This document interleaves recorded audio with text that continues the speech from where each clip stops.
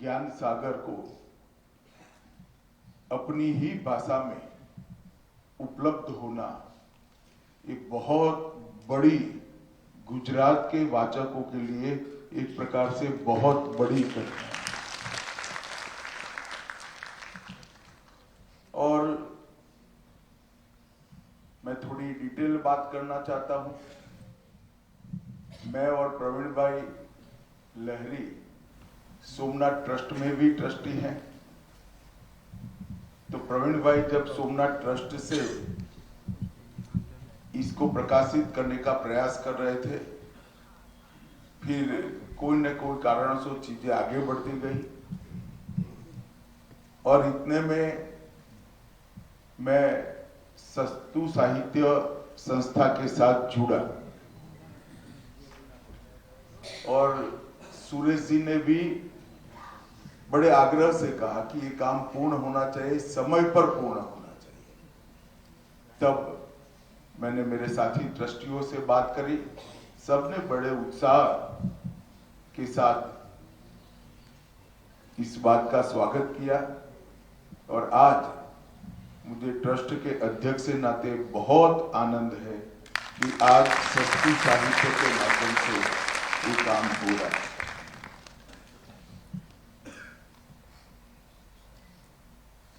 मित्रों, आचार्य शंकर के अद्वैत के सिद्धांत और ज्ञान के बारे में बहुत तलस्पर्शी और तत्व का परिचय कराने वाला उद्बोधन हमने श्री सुरेश सोनी जी का सुना है। मैं सोनी जी को जानता हूं, अनेक कार्यकर्ताओं के जीवन में ढेर सारी उपलब्धियां हैं, उसके मूल में जाकर देखें तो सोनी जी निकलते हैं इस प्रकार का एक बहुत बड़ा व्यक्तित्व। कहीं अपने को आगे नहीं करना, कार्यकर्ता को कभी निराश न होने देना, सही मार्ग बताना और गलतियों को मधुरता से दिखाते हुए गलती सुधारने का मौका भी देना। बहुत कम संगठनकर्ताओं के अंदर इस प्रकार के गुण एक साथ होते हैं। श्रीमान सुरेश जी इसी प्रकार के एक श्रेष्ठ संगठनकर्ता है और कई स्वयंसेवकों के जीवन में उन्होंने रास्ता दिखाया है। सुरेश जी ने आग्रह करने के बाद सस्तु साहित्य मुद्रणालय ट्रस्ट के माध्यम से आशीष ग्रंथावली का प्रकाशन होने जा रहा है। इसका मुझे बहुत आनंद है। मैं आज गौतम भाई के बारे में भी बताना चाहता हूं। गौतम भाई को शायद मालूम नहीं होगा, मैं बहुत बच्चा था। गौतम भाई और विनोद मेहता दोनों अंकुर कॉलेज में पढ़ाते थे। विनोद भाई संस्कृत के शिक्षक थे, उनके घर पर आते थे, मेरे घर के बिल्कुल सामने। और विनोद काका के पास मैं संस्कृत सीखने जाता था, तब पूछता था कि स्कूटर लेकर कौन आता है। तब से गौतम भाई संस्कृत की सेवा के लिए एक समर्पित जीवन है। इसी हॉल में मैंने झलोटा जी और इनकी शिष्या के माध्यम से गौतम भाई ने इनिशिएट की हुई गेय गीता का पाठ भी सुना है। ऐसे अनेक प्रकार के काम से गौतम भाई जुड़े रहे, संस्कृत की सेवा से भी जुड़े रहे। मगर गौतम भाई मुझे मालूम नहीं, मैं तो दूर से आपको देखता रहा हूं। आपके जीवन की अगर सबसे बड़ी उपलब्धि मानी जाएगी तो ये ग्रंथावली का संपादन और इसका गुजराती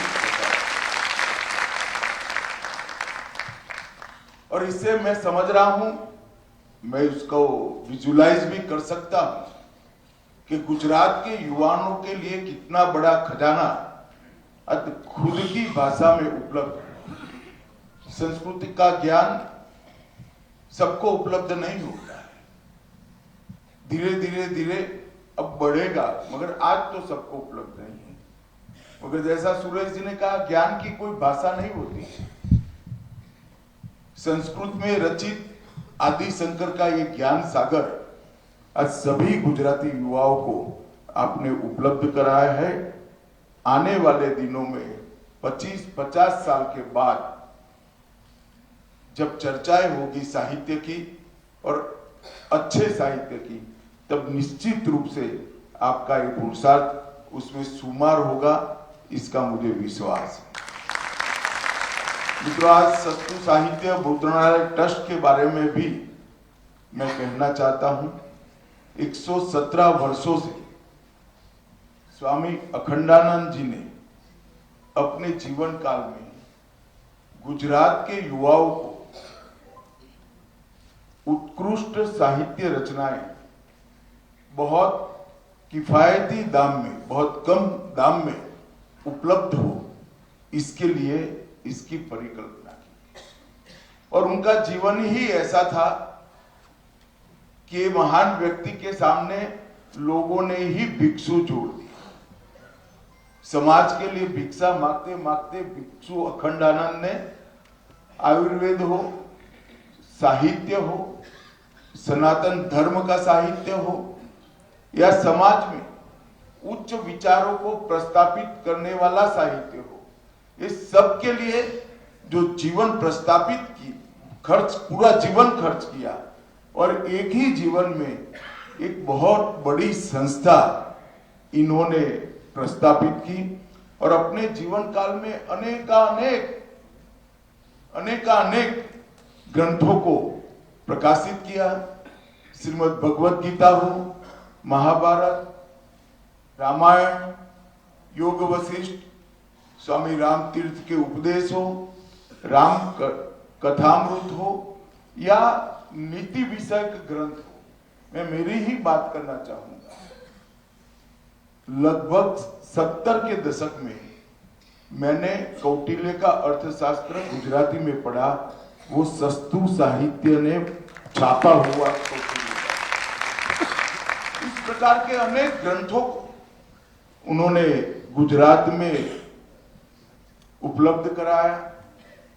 और जो पुराने लोग हैं, मेरे जितनी आयु वाले लोग हैं, सबको मालूम होगा गुजरात के सामूहिक चरित्र निर्माण में अखंड आनंद का बहुत बड़ा योगदान है। अखंड आनंद ने सत्व से भरपूर कई साहित्यिक सामग्री को एकत्रित कर बहुत सरल तरीके से युवाओं को देने का काम किया। सनातन धर्म के सार को अनेकानेक ऋषि मुनियों के उपदेश के माध्यम से अखंडानंद ने सरल गुजराती में रखने का काम किया और व्यक्ति के अंदर के सत्व को जागरूक कर प्रस्तावित करने के लिए ढेर सारी बोध कथाओं को भी अखंडानंद ने गुजराती युवाओं को उपलब्ध कराई। मेरे दादाजी ने कहा हुआ एक वाक्य आज भी मुझे याद है, तुम तो अखंडानंद पढ़ना ही पढ़ना और चलता है तो अपने पोते को भी पढ़ाना, इसी से घर में शुभ आए। बहुत बड़ा वाक्य है। और आज फिर से एक बार अखंडानंद पुनर्जीवित हो रहा है। इस सभागार में जितने भी लोग हैं, मैं आपको विश्वास दिलाना चाहता हूं कि अखंडानंद जो एक समय मृतप्राय स्थिति में पहुंचा था, अखंडानंद अब अगले 50 साल तक इसी प्रकार से प्रकाशित होगा, इसकी हम जरूर व्यवस्था करेंगे। और मेरे साथ जो ट्रस्टीगण हैं वो भी इसके लिए दिन रात पुरुषार्थ कर रहे हैं। अभी मार्च 2025 में ही ट्रस्ट द्वारा प्रकाशित पुराने जो 24 पुस्तक है, इनकी नई एडिशन हमने प्रकाशित की है। और जिस प्रकार से वाचकों का रुचि इस 24 पुस्तकों के लिए देखने को मिलता है, लोग इंटरनेट आने के बाद ऐसा सोचते थे शायद अब कोई पुस्तक पढ़ेगा क्या, परंतु मेरा भरोसा ये 24 पुस्तकों के प्रकाशन ने बढ़ा दिया है कि नई पीढ़ी भी पढ़ती है, इनको देने की व्यवस्था। आज उसी कड़ी में यहाँ पर आदि शंकर समग्र को 15 ग्रंथों में बांटकर प्रकाशित किया गया है। मुझे विश्वास है कि आदि शंकर का ये ज्ञान का सागर हमारे गुजराती युवाओं के लिए गोता लगाने के लिए आज से उपलब्ध है।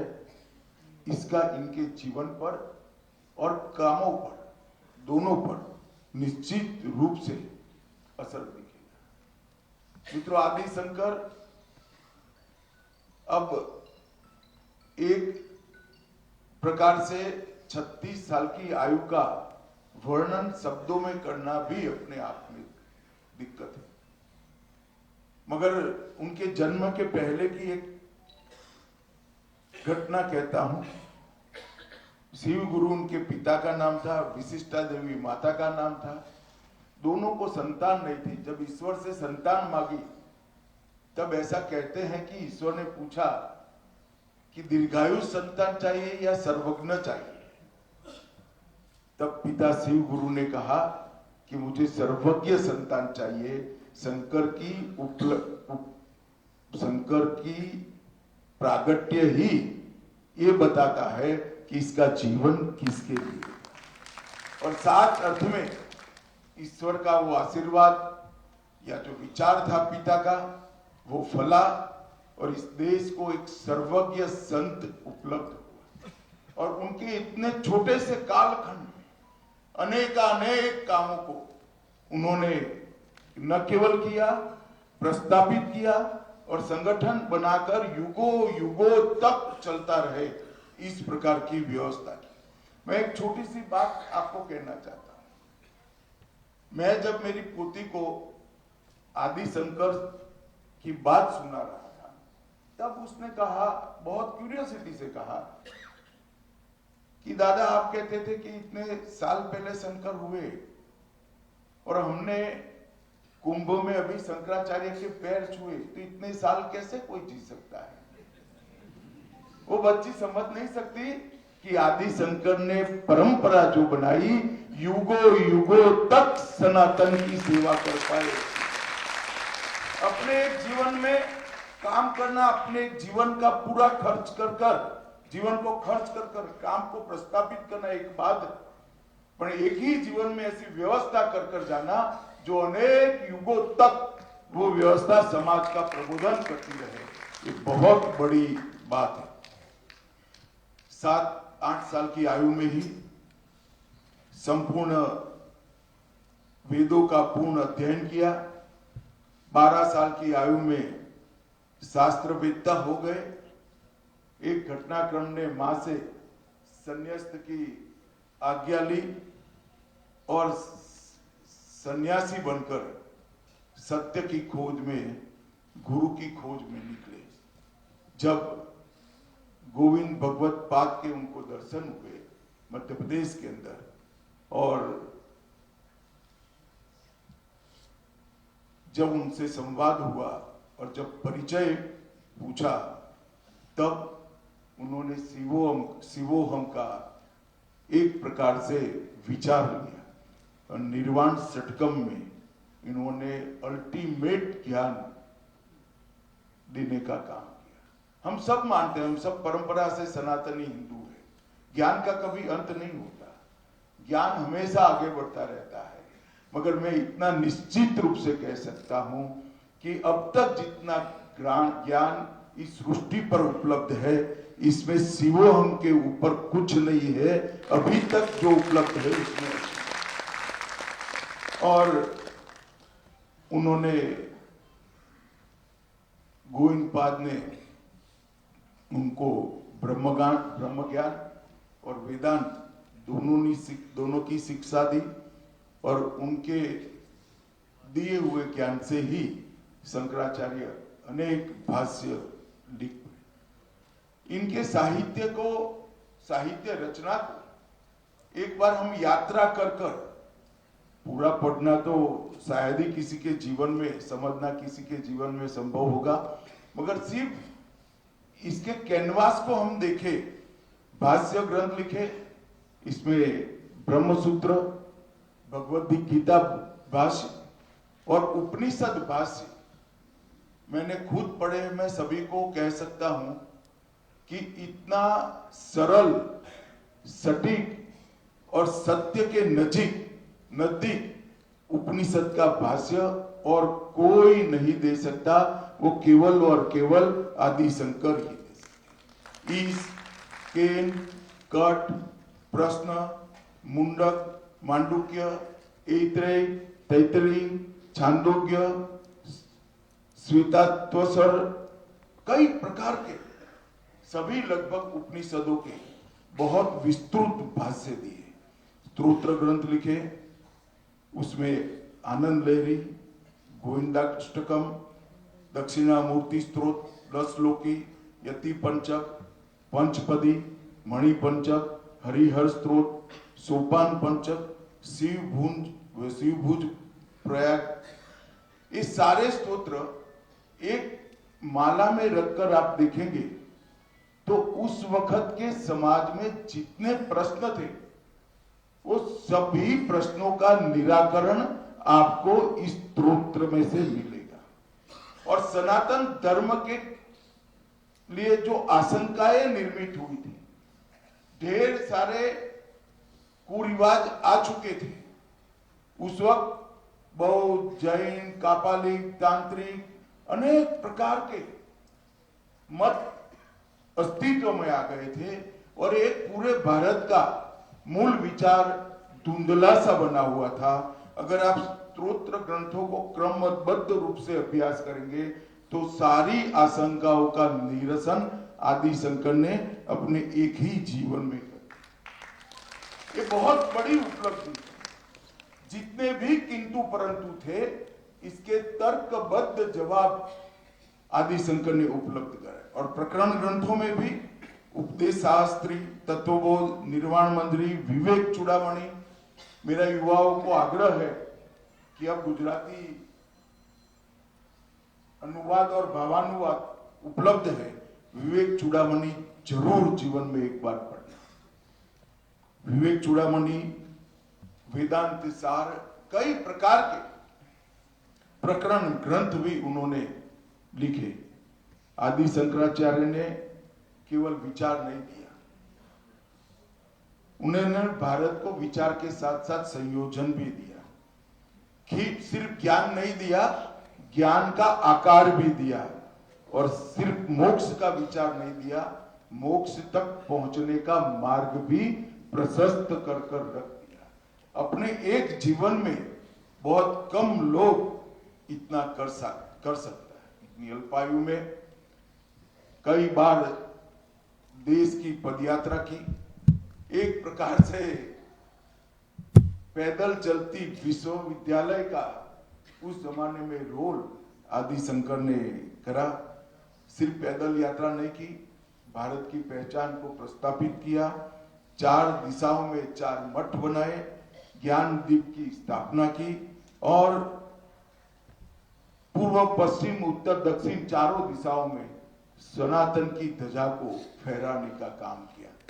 ये 4 मठ एक प्रकार से सिर्फ एक धार्मिक केंद्र नहीं बने, ये चारों मठ के तत्वाधान में सारे वेद और उपनिषद को बांटकर उसके संरक्षण और संवर्धन का उन्होंने हमेशा के लिए एक स्थान बनाया। चारों वेदों को चारों पीठों के अंदर बांटकर, उपनिषदों को बांटकर उसके संरक्षण और संवर्धन दोनों का काम दिया। इन्होंने अखाड़ों की भी स्थापना की, एक संगठन का निर्माण किया जिससे सनातन धर्म कठिन से कठिन अवस्था से भी गुजरे तो कभी काल बाह्य न हो ऐसी व्यवस्था करी और 10 नामी संप्रदाय की स्थापना करी। और ये 10 नामी संप्रदाय के 10 नाम देखेंगे तो पृथ्वी पर पर्यावरण और नगर मतलब रहने की पूरी व्यवस्था, इस सभी को ये 10 नामी के अंदर बांटकर इस सन्यासियों को एक दिशा देने का काम किया। हिमालय से कन्याकुमारी तक 51 शक्तिपीठ, 12 ज्योतिर्लिंग, 7 पुरी और 4 धाम, किसी भी जगह जाएंगे और तीर्थ पुरोहित आपको वो धामों के लिए अगर कोई शास्त्रोक्त विधि कराएगा, मेरा मानकर चलना वो विधि के रचयिता आदि शंकर ही होंगे और कोई। बहुत बड़ी उपलब्धि। गंगा जी जाओ, यमुना जी जाओ, नर्मदा जी जाओ, जब नदी का पूजन करोगे तो जो श्लोक बने होंगे, पूजन पद्धति बनी होगी, वो उन्होंने ही बनाई। और सालों तक प्रकृति की पूजा से लेकर सनातन के मूल तत्व को पहचानने तक का रास्ता आम लोगों के लिए भी प्रयास प्रशस्त किया। जीवन में कई सारे शास्त्रार्थ किए, कई सारी आशंकाओं का निरीक्षण किया। कुमारिल भट्ट और मंडन मिश्र, ये दोनों के साथ उनका संवाद आज भी भारत भूल नहीं सकता। और जब उभय भारती को अध्यक्षता करने का काम दिया, वो आदि शंकर के अलावे कोई नहीं कर सकता। इन चर्चाओं में वेद प्रामाण्य, कर्मकांड बनाम ज्ञान मार्ग, ब्रह्म आत्मा की एकता अद्वैत, संन्यास और गृहस्थ दोनों के दायित्व, समाज में भेदभाव, ऐसे मूल तत्वों को उन्होंने अपने शास्त्रार्थ के अंदर समाहित कर और इस सारी शंकाओं का समाधान कर उन्होंने बहुत अच्छे तरीके से सनातन धर्म को प्रस्तापित करने का, निराकार बनाम साकार, ये द्वंद्व को भी उन्होंने ही समाप्त किया। भक्ति, कर्म और ज्ञान तीनों मार्ग से मोक्ष प्राप्त कर सकते हैं, उसको भी उन्होंने करा। और जब दर्शन को जन भाषा में उतारने की बात करते हैं, तब मैं एक ही पद का नाम देना चाहता हूं। भज गोविंदम को एक बार आप पढ़ लीजिएगा तो मालूम पड़ेगा, किसी से सीख भी लीजिएगा तो मालूम पड़ जाएगा कि किस प्रकार से दर्शन को जन भाषा में लोक भोग्य बनाकर लोगों के सामने रखते हैं। आज मुझे हृदय से आनंद है कि मैं स्वामी अखंडानंद के बनाई हुई संस्था में काम कर रहा हूं, इसके साथ जुड़ा हूं और साच अर्थ में सस्तु साहित्य मुद्रणालय का सौभाग्य है कि गौतम भाई ने जो परिश्रम कर समग्र शंकर की रचना की है, उसका आज प्रकाशन हम करने जा रहे हैं। सूर्य जी ने न केवल इसके लिए अंगुली निर्देश किया, लगातार इसका फॉलोअप भी करते रहे, मेरे साथ तो करते रहे, मेरी ऑफिस के साथ भी करते रहे, प्रिंटर के साथ भी करते रहे, लेखक के साथ भी करते रहे। तो पूरा ये ग्रंथावली प्रकाशित हो तब तक उन्होंने चिंता की है। और सुरेश जी, आपने एक चिंता करी है कि लोगों तक पहुंचे, लोग इसका उपयोग करें। हम निश्चित रूप से, हमारा ट्रस्ट का एक काम है कि हम इसको लोक भोग्य भी बनाएंगे और विशेषकर युवाओं को हम इसके अंदर गोता लगाने का निश्चित मौका देंगे। और आदि शंकर का संदेश, ज्ञान का सागर आज पूरे गुजरात के युवाओं को उपलब्ध है, इसका मुझे आनंद है।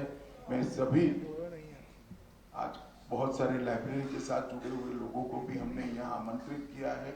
मैं सभी को विनंती करना चाहता हूँ कि जो परिश्रम हुआ है और ये जो ज्ञान को सरल कर अपनी भाषा में रखने का प्रयास किया है, वो विशेषकर हमारे युवाओं के साथ पहुंचे, किशोरों के पास पहुंचे और सबके जीवन में ज्ञान का प्रकाश हो, यही अभ्यर्थना फिर से एक बार प्रवीण भाई लहरी, सुरेश भाई और सुरेश सोनी जी और गौतम भाई, तीनों का मैं हृदय से धन्यवाद कर मेरी बात को समाप्त करता हूँ।